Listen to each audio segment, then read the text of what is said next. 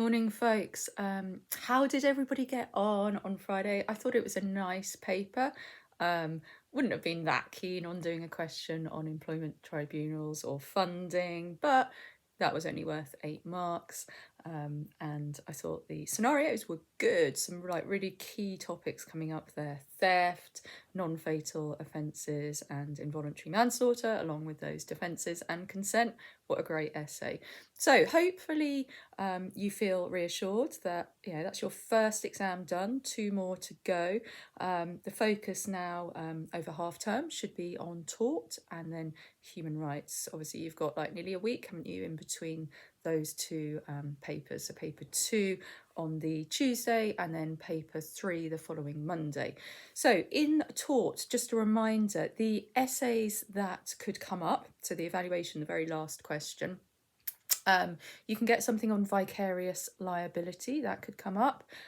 Occupier's liability, I think they would split into two. So lawful visitors and trespassers. Last year, 2022, it was trespassers. So we have occupier's liability, trespassers, lawful visitors, vicarious liability.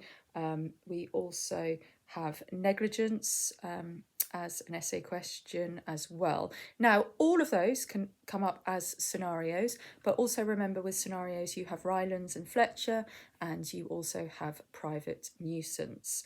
So 5 or 6 possibilities really for the scenarios, and then 4 possibilities for the essay question. So make sure you watch those videos for the essay question also, as well as the AO1.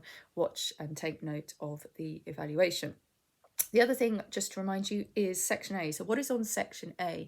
So this is like laws and sources of laws, law making essentially. So there is a possibility that EU law could come up. EU law came up in the AS paper this year. They asked about treaties and regulations and directives. So good luck with that one. Actually, it's fairly straightforward. So I know everyone like rolls their eyes and doesn't like EU law, but it's really not too bad. Just learn the effect of each of those with a couple of cases and you'll be fine. So EU law, lawmaking, so as in like acts of parliament, also the influences on lawmaking, like pressure groups, political pressure and so on. So have a look at that. Statutory interpretation, big topic. So you've got the different rules, you've also got intrinsic and extrinsic age, you've also got precedent as well that could come up, and delegated legislation. So I think there are 6 different topics. So acts of parliament, influences on lawmaking, delegated legislation, statutory interpretation, precedent, and EU law. And remember, you do get a choice. So the very first question is an 8 marker, pure description. So you just chuck down all the facts, you explain things. And then the evaluation one is a 12 marker on Section A. So you're looking for 4 well-developed points. You don't get marks for writing down, for OCR anyway, you don't get marks for writing down factual content. So just, look at the question. Is it asking you to discuss advantages? Is it asking you to discuss disadvantages, or both?